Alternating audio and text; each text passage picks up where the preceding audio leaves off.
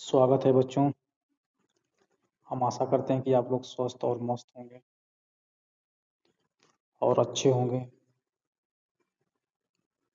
हम लोग व्याकरण पढ़ रहे हैं। व्याकरण में वर्ण विचार पढ़ चुके हैं। वर्ण विचार में हम लोग क्या क्या पढ़े हैं? तो स्वर पढ़े हैं, व्यंजन वर्ण पढ़े हैं, अल्पप्राण पढ़े हैं, महाप्राण पढ़े हैं, घोष अघोष पढ़ चुके हैं, उच्चारण स्थान पढ़ चुके हैं और उसी क्रम में हम लोग संधि पढ़ रहे हैं। संधि में हम लोग संधि की परिभाषा पढ़े हैं। संधि के प्रकार में स्वर संधि पढ़ चुके हैं। दूसरी जो संधि है व्यंजन संधि, वो भी पढ़ चुके हैं। और जो तीसरी संधि है विसर्ग संधि, इसको हम लोग पढ़ने जा रहे हैं।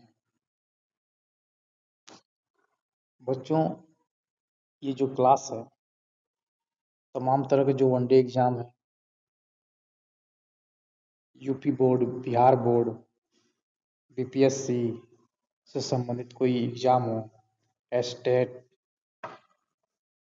टेट, सी टेट आदि एग्जामों के लिए ये महत्वपूर्ण क्लास है। अब इसको हम लोग शुरू करते हैं। देख लेते हैं कि विसर्ग संधि किसे कहते हैं। तो इसकी परिभाषा सबसे पहले देख लेते हैं। तो प्रथम शब्द के अंत में विसर्ग हो तथा द्वितीय शब्द के आरंभ में कोई स्वर अथवा व्यंजन वर्ण हो तो के मिलने से जो विकार उत्पन्न होता है उसे विसर्ग संधि कहते हैं। इसमें देख लेते हैं बच्चों, प्रथम शब्द होता है क्या और द्वितीय शब्द क्या होता है। तो संधि में दो शब्द होते हैं, लेकिन दोनों शब्दों का योग नहीं होता है, या दोनों शब्दों में संधि नहीं होती है, बल्कि दो वर्णों में संधि होती है। आज जो विकार उत्पन्न होता है उसे ही हम संधि कहते हैं या विसर्ग संधि कहेंगे। देख लेते हैं पहले।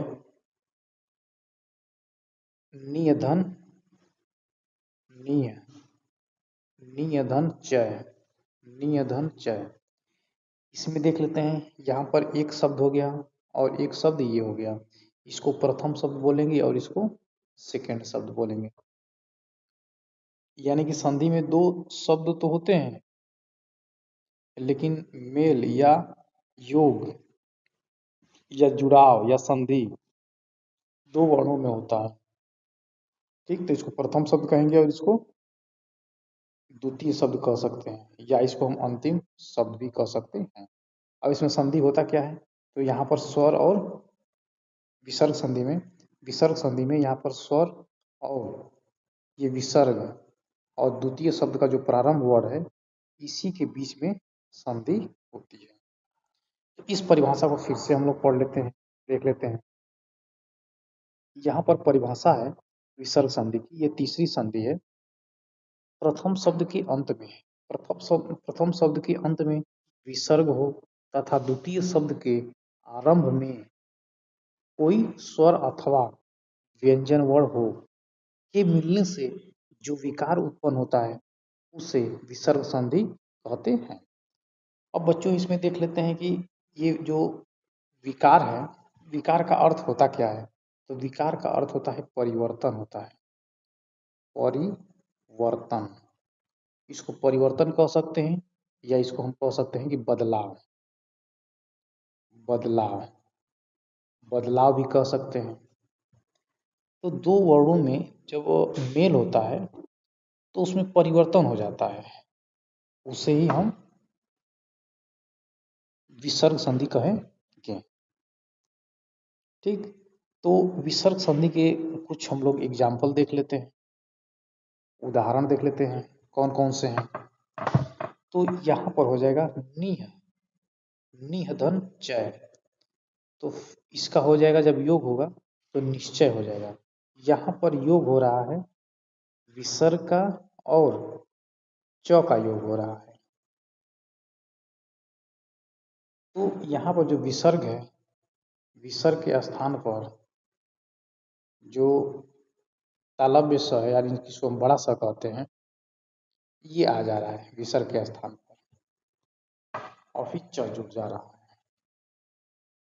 तो यहाँ पर नियधन चय बराबर हो जाएगा निश्चय। अब ये निश्चय में ये स कैसे जुड़ा है, इसको हम लोग नीचे ये नियम पढ़ेंगे कि ये कैसे जुड़ा है। तो आगे देखते हैं। नियधन चय निश्चय, एक सेकेंड।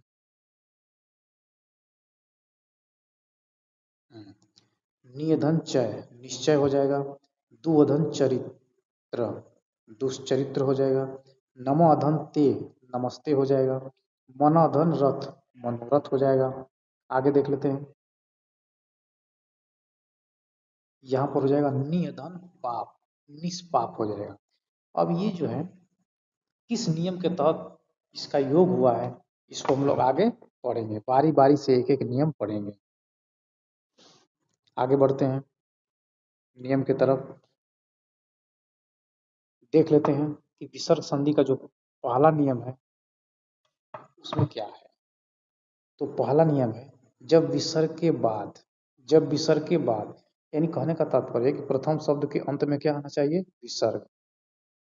ठीक, फिर के बाद है चौछ या टौठ या तौथ आते हैं तो विसर्ग का क्रमशः श श स में बदल जाता है।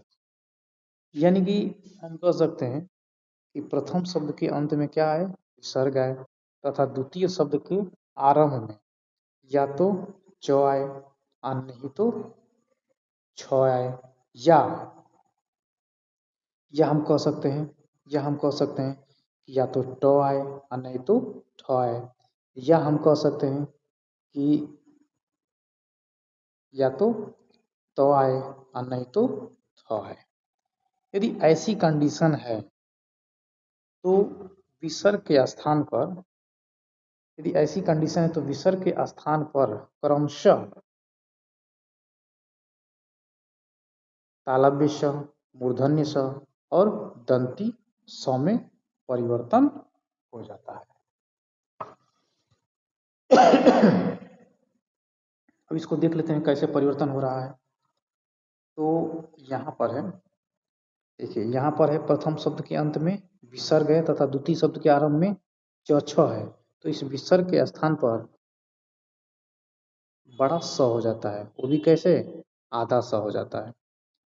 फिर दूसरा देख लेते हैं कि विसर्ग है और टौठ है, तो इस विसर्ग के स्थान पर च हो जाएगा,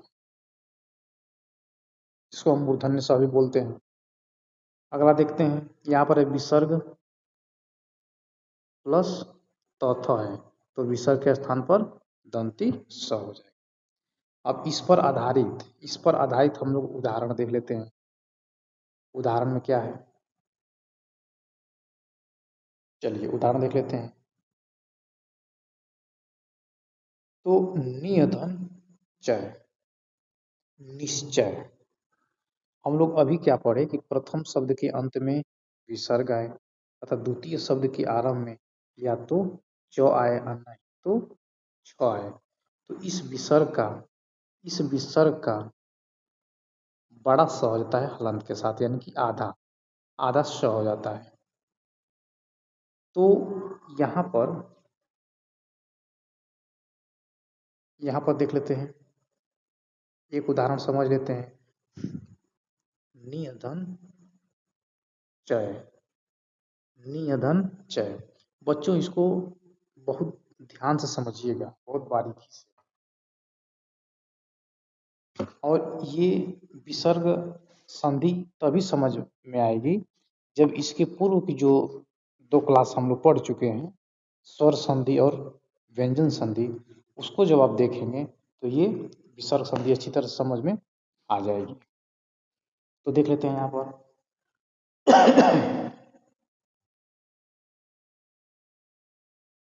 यहाँ पर ये विसर्ग है,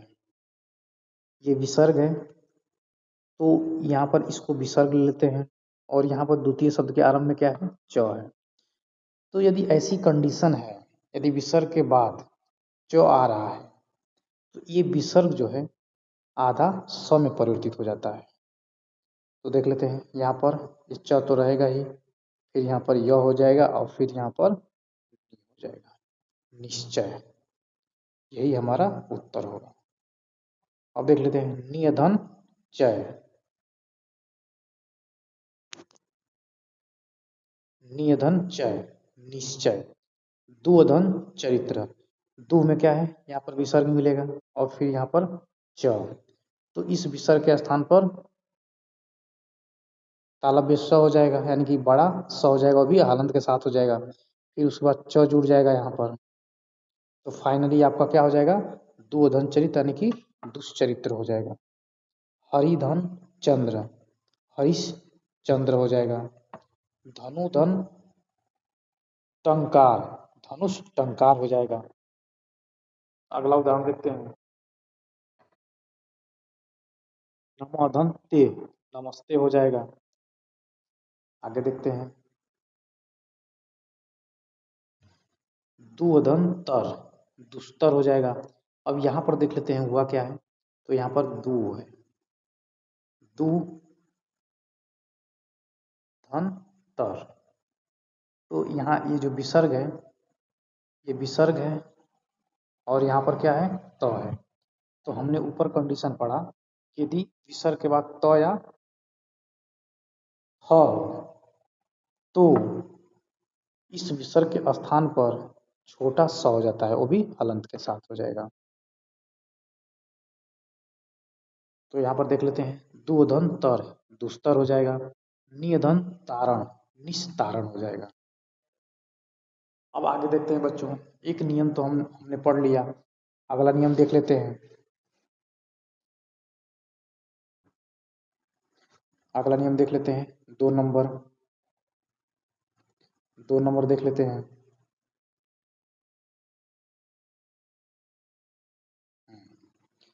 यदि प्रथम शब्द के अंत में विसर्ग हो, प्रथम शब्द के अंत में विसर्ग हो और द्वितीय शब्द के आरंभ में श, बड़ा श हो या मूर्धन्य स हो या छोटा स हो, तो संधि होने पर, मेल होने पर, संयोग होने पर विसर्ग में कोई परिवर्तन नहीं होता है, वह ज्यों का त्यों बना रहता है, या विसर्ग के स्थान पर क्रमशः श, श, स हो जाता है।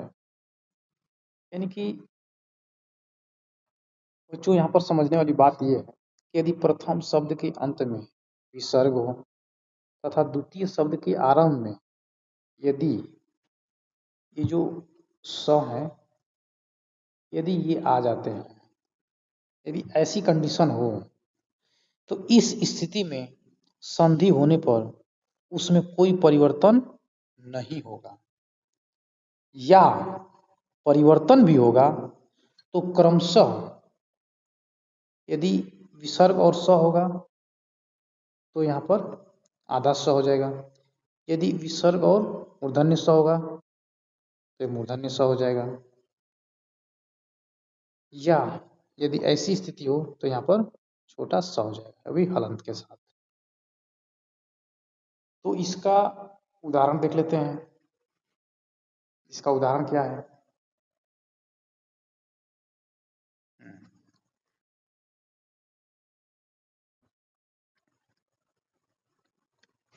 तो दुधन शासन, दुधन शासन, दुशासन, इसमें कोई परिवर्तन नहीं हुआ, या परिवर्तन भी हुआ तो यहाँ पर क्रमशः क्या आ गया, बड़ा सा। इसको समझ लेते हैं पहले। तो दुधन, दुधन शासन, दुधन शासन, तो जैसा कि हम लोग दूसरा नियम पढ़े हैं, यदि प्रथम शब्द के अंत में विसर्ग आए तथा द्वितीय शब्द के आरंभ में श आए, तालव्य स, मूर्धन्य स या दंती स, यदि ऐसी स्थिति हो तो क्रमशः बड़ा स, मूर्धन्य स और छोटा सा हो जाता है। तो यहाँ पर जो है बड़ा सा है, तो जब बड़ा सा है तो इसके स्थान पर या तो यही रहेगा या बड़ा स हो जाएगा, वो भी आधा हो जाएगा। तो इस दो, एक सेकेंड, दुर्योधन शासन, तो यहाँ पर हो गया दुशासन, इसमें कोई परिवर्तन नहीं हुआ। यदि परिवर्तन भी हुआ तो यहाँ पर बड़ा स है ना, तो इसी का यहाँ पर आधा श हो जाएगा, मतलब विसर्ग के स्थान पर, तो दुशासन भी हो जाएगा। ठीक, आगे बढ़ते हैं। नियतन शुल्क, तो यहाँ पर हो जाएगा निय शुल्क हो जाएगा। नियधन सेध, निषेध हो जाएगा, कोई परिवर्तन नहीं हुआ हो रहा है। धनुधन षड, धनु षड, नियधन संदेह, निसंदेह, या हम कह सकते हैं निसंदेह। दुधन साहस, दुसाहस, दुस्साहस, निधन स्वार्थ, निस्वार्थ, नियतन संतान, निसंतान। आगे बढ़ते हैं, अगला नियम देखते हैं, 3 नंबर।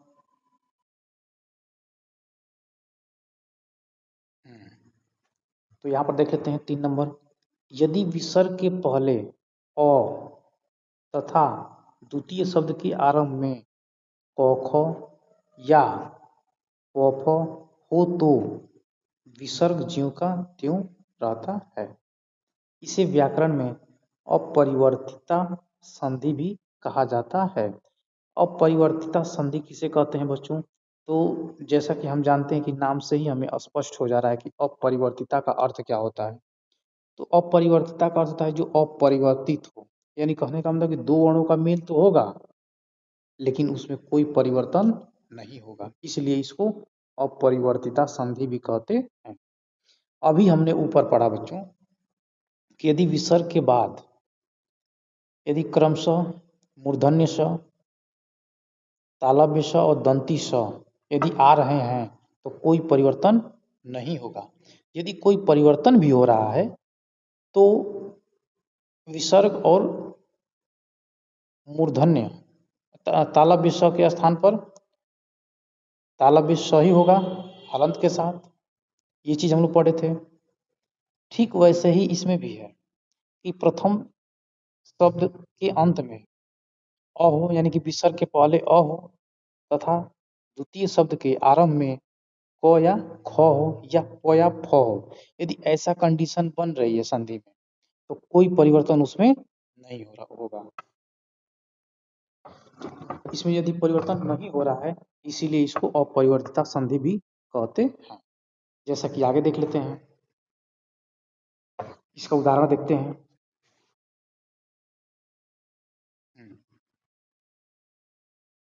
प्रातः धन काल, प्रातः काल हो जाएगा।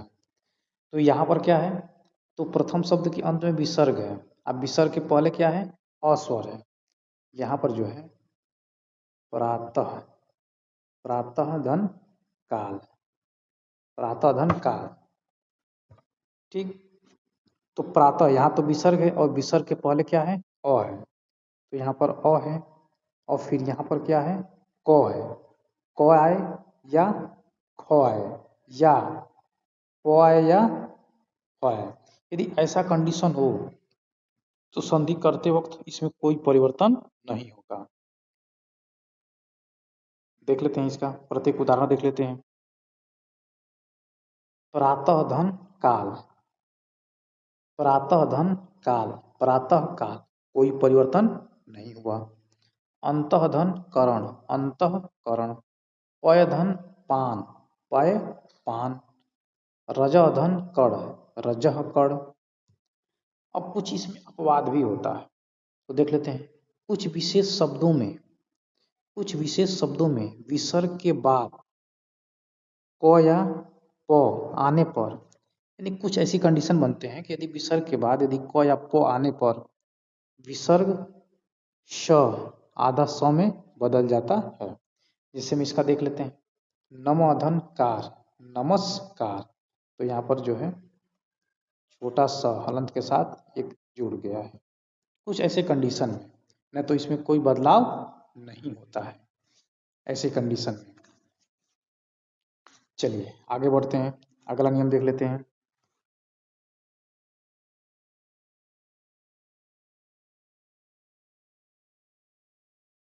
इसका कुछ उदाहरण और रह गया है, इसको देख लेते हैं। पुरोधन कार पुरस्कार हो जाएगा, भाधन कर भास्कर हो जाएगा, भाधन कर भास्कर हो जाएगा। नियम देखते हैं अगला। नियम चौथा, यदि विसर्ग के पहले छोटी ई या बड़ी ई स्वर वर्ण हो और उसके बाद यानी कि द्वितीय शब्द के आरंभ में क या ख, प या फ से कोई वर्ण आए तो विसर्ग का परिवर्तन, जो जिसको हम लोग कहते हैं मूर्धन्य स भी बोलते हैं, तो मूर्धन्य स आधा में परिवर्तित हो जाता है, यानी कि विसर्ग का परिवर्तन होने पर आधा मूर्धन्य स हो जाता है। तो इसको देख लेते हैं कैसे हो रहा है, इसका उदाहरण देख लेते हैं।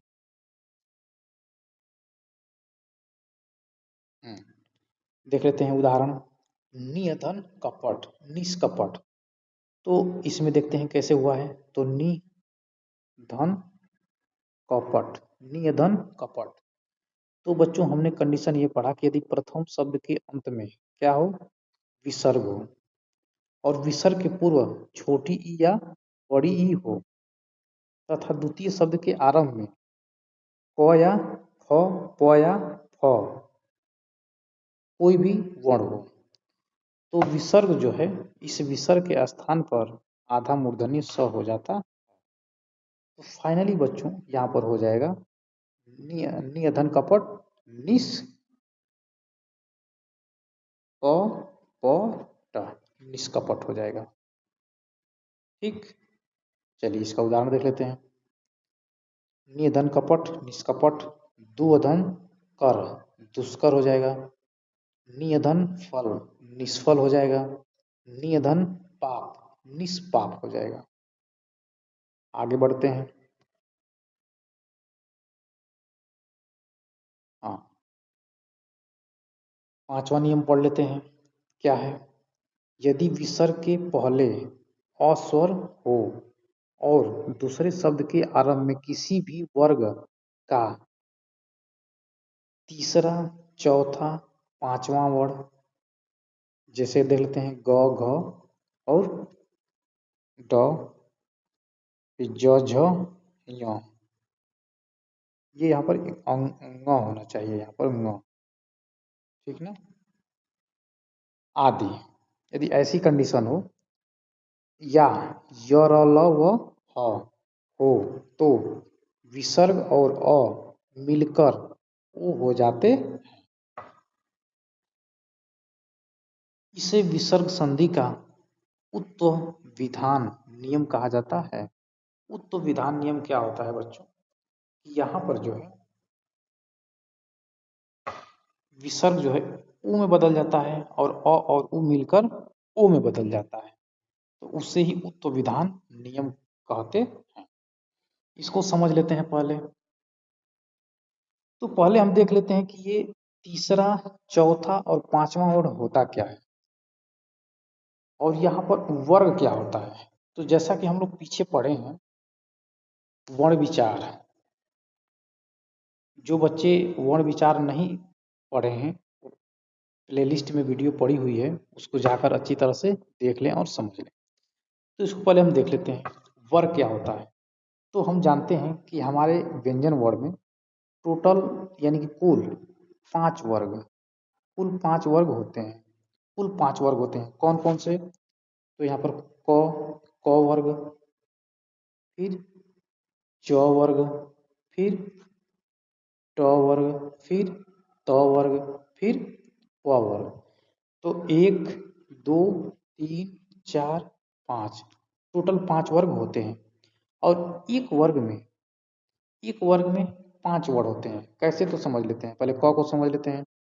क वर्ग में देख लेते हैं क्या क्या होता है। तो क होता है होता है, ग होता है, घ होता है और ङ होता है। इसको हम प्रथम वर्ण कहते हैं, इसको हम सेकंड कहते हैं, इसको हम थर्ड कहते हैं, इसको हम फोर्थ कहते हैं, इसको हम फिफ्थ कहते हैं, यानी कि फाइव कहते हैं, पांचवा वर्ण कहते हैं। तो इस 5 नियम में हम लोग क्या पढ़े कि यदि विसर्ग के पहले अस्वर हो और दूसरे शब्द के आरंभ में किसी भी वर्ग का, यानी कोई भी वर्ग, यानी क वर्ग या च वर्ग या ट वर्ग या त वर्ग या प वर्ग हो, कोई भी वर्ग हो, उसका तीसरा वर्ण, तीसरा इसका वर्ण क्या है क वर्ग का, तो ग है। चौथा वर्ण क्या है, तो घ है। पांचवा वर्ण क्या है, तो न है। ये तीसरा, चौथा और पांचवा में से कोई भी वर्ण हो, किसी वर्ग का तीसरा, चौथा और पांचवा कोई भी वर्ण हो, ठीक, या य र ल व ह हो, तो यदि ऐसी कंडीशन बन रही है तो विसर्ग और अ मिलकर ओ में परिवर्तित हो जाते। ठीक बच्चों, तो देख लेते हैं कैसे, इसका उदाहरण देख लेते हैं।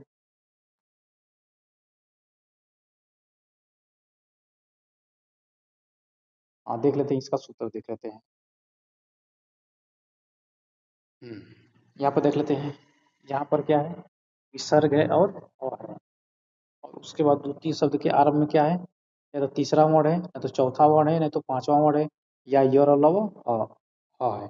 यदि ऐसी कंडीशन बन रही है तो इस विसर्ग का और अ किसमें परिवर्तित हो जाता है, उ में परिवर्तित हो जाता है। उदाहरण देखते हैं इसका।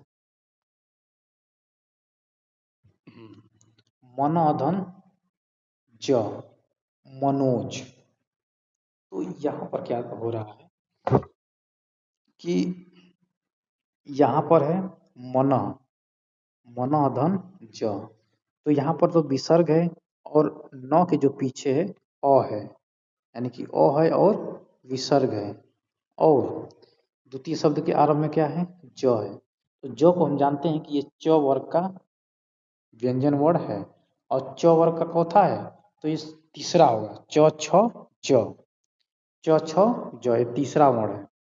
हमने नियम में क्या पढ़ा, या तो तीसरा वर्ण, नहीं तो चौथा वर्ण, नहीं तो पांचवा वर्ण से कोई भी वर्ण हो, ठीक।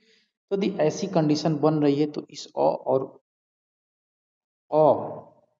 और विसर्ग का वो बन जाता है, ठीक। अब उदाहरण देख लेते हैं। मनोधन ज, मनोधन ज मनोज, यहाँ पर ओ आ गया। मनोधन रथ, मनोरथ आ गया, यहाँ पर भी ओ आ गया, यानी कि यहाँ पर अ और विसर्ग और र, इनका जब योग हुआ है तो ओ बना है। फिर यशोधन दा, यशोदा हो जाएगा। सरधन वर, सरोवर हो जाएगा। तपोधन बल, तपोबल हो जाएगा। पयोधन धर, पयोधर हो जाएगा। मनोधन योग, मनोयोग हो जाएगा। वयोधन वृद्ध, वयो वृद्ध हो जाएगा। अब अगला नियम देख लेते हैं, छठवां नंबर देख लेते हैं। छठवां नियम, प्रथम शब्द के अंत में अ आ को छोड़कर, अ आ को छोड़कर अन्य कोई स्वर हो तथा द्वितीय शब्द के आरंभ में वर्ग का तृतीय, चतुर्थ, पंचम वर्ण या य र ल व ह या स्वर वर्ण हो तो विसर्ग का आधा र हो जाता है। तो बच्चों यहाँ पर समझने वाली बात यह है कि प्रथम शब्द के अंत में अ आ को छोड़कर, अ आ को छोड़कर का मतलब कि अन्य कोई भी क्या हो, स्वर हो, अन्य कोई भी स्वर हो,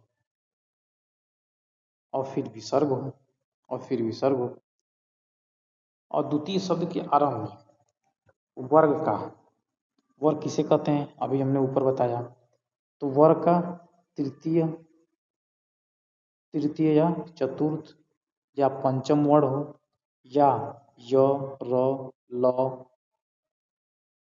व ह हो या कोई स्वर वर्ण हो, इस कंडीशन में जो विसर्ग है, ये जो विसर्ग है, इस विसर्ग का आधा र में परिवर्तित हो जाता है। अब इसका एग्जाम्पल देख लेते हैं।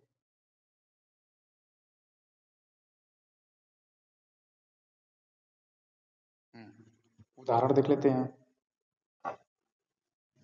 नियतन आशा, निराशा। अब ये कैसे बना है निराशा, तो देख लेते हैं। यहाँ पर जो है नी है, नी धन आशा, नियधन आशा। तो बच्चों यहाँ पर देख लेते हैं, यहाँ पर जो है विसर्ग है, यहाँ पर जो है विसर्ग है, और यहाँ पर जो है स्वर है। तो हम लोग ये पढ़े थे कि विसर्ग के पहले अ आ को छोड़कर कोई भी स्वर हो, तो यहाँ पर अ आ को छोड़कर क्या है, छोटी ई है। ठीक, अन्य कोई स्वर है, ठीक है। अब द्वितीय शब्द के आरंभ में हम लोग ये पढ़े थे कि या तो वर्ग का तीसरा या चौथा या पांचवा या य ल व ह या कोई स्वर हो। यदि ऐसी कंडीशन हो तो ये जो विसर्ग है आधा र में बदल जाता है। तो यहाँ पर देखते हैं, यदि हम इसका योग करते हैं, यहाँ पर योग करते हैं विसर्ग का और आ का, यदि योग करते हैं तो फाइनली यहाँ पर र हो जाएगा, और जब आ जुड़ेगा तो यहाँ पर रा हो जाएगा, और ये हलंत हट जाएगा, रा हो जाएगा। तो यहाँ पर रा है, और फिर क्या है, पीछे क्या है, सा है, और फिर आगे क्या है, नी है। तो फाइनली बच्चों ये हो जाएगा निराशा। देखते हैं अब इसका अन्य उदाहरण देख लेते हैं।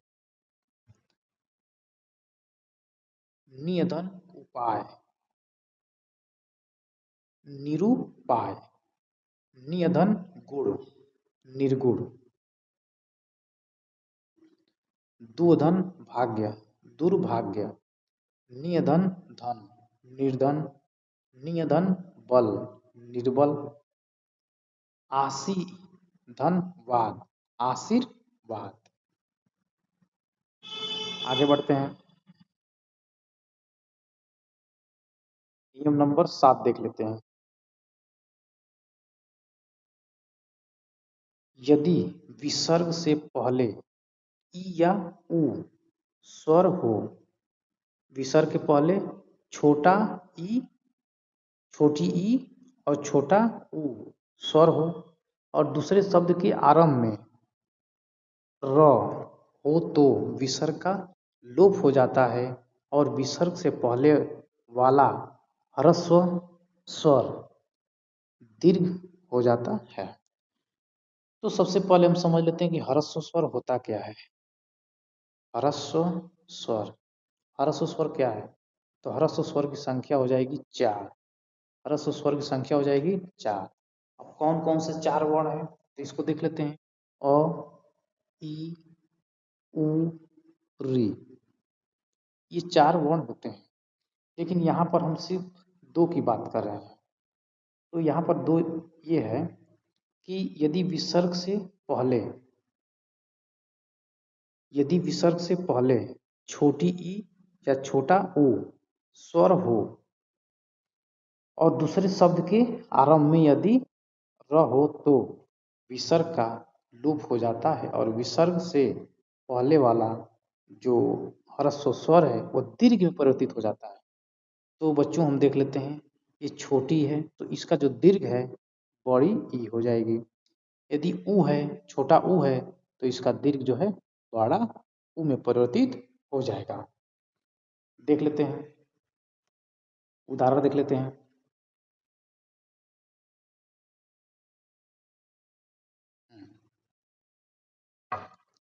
नियतन रोग, नी रोग हो जाएगा। ये कैसे हुआ है बच्चों, तो इसको देख लेते हैं। यहाँ पर है निधन रोग, निधन रोग। तो एक कंडीशन हम लोग ये पढ़े कि प्रथम जो शब्द है उसमें जो विसर्ग है, उस विसर्ग के पहले क्या होना चाहिए, छोटी ई या छोटा उ होना चाहिए। तो यहाँ पर है, हाँ यहाँ पर है छोटी ई है, ठीक। और प्लस के बाद है, यानी कि द्वितीय शब्द के आरंभ में क्या होना चाहिए, र होना चाहिए। तो ये जो है ये दीर्घ में परिवर्तित हो जाएगा, जो छोटी ई बड़ी ई में और छोटा ऊ बड़ा ऊ में परिवर्तित हो जाएगा। ठीक है, इसको और समझ लेते हैं। तो यहाँ पर